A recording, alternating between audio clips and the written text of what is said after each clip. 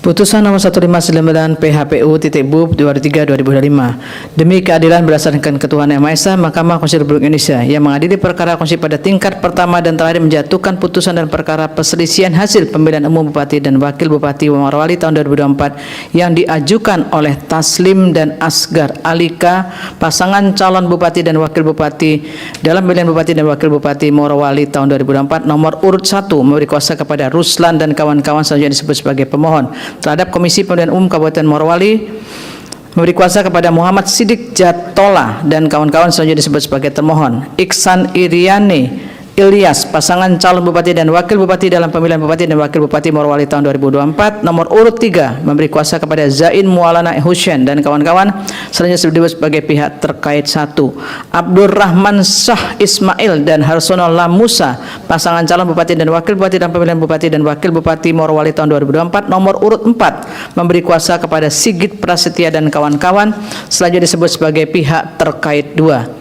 Membaca permohonan pemohon dan seterusnya dianggap diucapkan, duduk perkara dan seterusnya dianggap diucapkan, pertimbangan hukum, kewenangan mahkamah dan tenggang waktu pengajuan permohonan dalam eksepsi dan seterusnya dianggap diucapkan. Mahkamah berwenang untuk mengadili permohonan aku dan permohonan pemohon diajukan masih dalam tenggang waktu. Eksepsi berkenaan dan kewenangan mahkamah dan tenggang waktu pengajuan permohonan tidak beralasan menurut hukum. Berkenaan dengan eksepsi permohonan kabul dan seterusnya dianggap diucapkan adalah tidak beralasan menurut hukum. Selanjutnya Mahkamah akan pertimbangkan keberlakuan ketentuan pasal 158 Undang-Undang 10/2016 dalam perkara aku. Bahwa berkenaan dengan permohonan aku, pemohon mendalilkan dalil-dalil pemohon dan seterusnya dianggap diucapkan. Menimbang bahwa setelah Mahkamah mendengar dan membaca secara saksama jawaban termohon, keterangan pihak terkait 1, keterangan pihak terkait 2, keterangan Bawaslu Kabupaten Morowali, serta memeriksa alat-alat bukti yang diajukan oleh para pihak dan Bawaslu Kabupaten Morowali dan fakta yang terungkap dalam persidangan, Mahkamah pertimbangkan sebagai berikut. Bahwa berkenaan dengan dalil pemohon yang mempersoalkan adanya pelanggaran berupa politik uang yang melibatkan beberapa oknum penyelenggara pemilihan, setelah Mahkamah mencermati bukti-bukti yang diajukan oleh para pihak telah ternyata bahwa seluruh dugaan pelanggaran berupa politik uang maksud telah diproses dan diselesaikan oleh Bawaslu Kabupaten Morowali yang sebagian besar tidak terbukti sebagai pelanggaran pemilihan. Dari seluruh laporan pemohon tersebut hanya terdapat satu laporan pemohon yang terbukti sebagai pelanggaran kode etik penyelenggara pemilihan, yakni laporan yang berkenaan dengan dugaan pelanggaran dilakukan oleh oknum PPK, sehingga Bawaslu Kabupaten Morowali mengeluarkan rekomendasi yang telah diteruskan kepada KPU Kabupaten Morowali dan telah ditindaklanjuti oleh KPU dengan sanksi pemberhentian tetap terhadap 6 oknum PPK dimaksud. Video bukti dan seterusnya dianggap diucapkan. Dengan demikian dalil permohonan aku telah adalah tidak berdasarkan menurut hukum.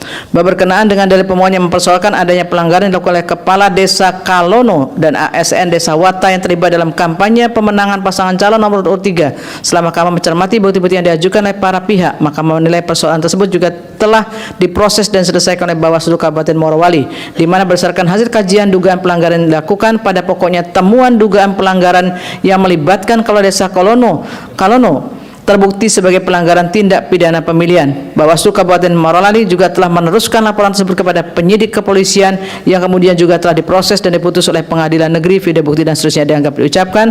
Demikian halnya dengan temuan dugaan pelanggaran yang dilakukan oleh ASN Desa Wata. Berdasarkan hasil kajian, dugaan pelanggaran terbukti sebagai pelanggaran netralitas ASN. Dalam hal ini Bawaslu Kabupaten Morowali telah meneruskan rekomendasi tersebut kepada Badan Kepegawaian Nasional Kanrek 4 Wilayah Makassar. Oleh karena itu dari permohonan aku tidak berdasarkan menurut hukum. Bahwa berkenaan dengan adanya upaya pengabaian permohonan PSU terhadap 27 TPS dan ketidakprofesionalan Bawaslu Kabupaten Morowali dalam melakukan penanganan pelanggaran, setelah Mahkamah mencermati bukti-bukti yang diajukan oleh para pihak, telah ternyata bahwa Bawaslu Kabupaten Morowali telah menjawab permohonan PSU yang diajukan oleh pemohon yang pada pokoknya menyatakan bahwa dari 27 TPS yang dimohonkan PSU, Bawaslu hanya merekomendasikan PSU di 2 TPS, yakni TPS 006 dan TPS 007 Desa Bahodopi, sedangkan terhadap 25 TPS lain tidak direkomendasikan PSU karena pelaksanaan pemungutan dan penghitungan suaranya telah dilakukan sesuai dengan tata cara, prosedur dan mekanisme pemungutan dan penghitungan suara, sehingga Mahkamah tidak terdapat upaya pengabaian permohonan PSU yang dilakukan oleh Bawaslu Kabupaten Morowali sebagaimana didalilkan oleh pemohon dan seterusnya dianggap diucapkan. Dengan demikian dalil pemohon aku ada tidak berdasarkan menurut hukum. Bahwa berdasarkan seluruh perimbangan hukum tersebut di atas, Mahkamah tidak mendapatkan keyakinan akan kebenaran terhadap dalil pokok permohonan pemohon.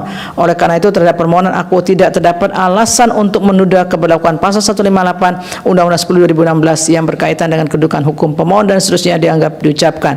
Mahkamah telah meyakini bahwa terhadap tahapan pemilihan kepala daerah Kabupaten Morowali tahun 2004 telah dilaksanakan sesuai dengan tahapan dan ketentuan serta ketentuan sebagaimana yang telah ditentukan. Terlebih terhadap permohonan aku, mahkamah tidak menemukan adanya kondisi atau kejadian khusus dan seterusnya dianggap diucapkan.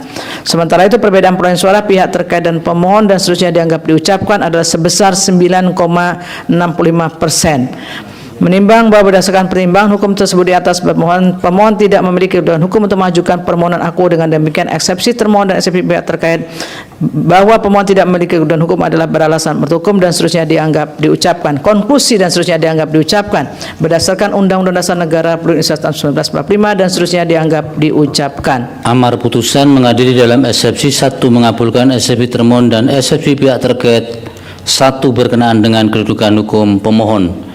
2 menurut eksepsi termohon dan eksepsi pihak terkait 1 untuk selain dan selebihnya. Dalam pokok permohonan menyatakan permohonan pemohon tidak dapat diterima.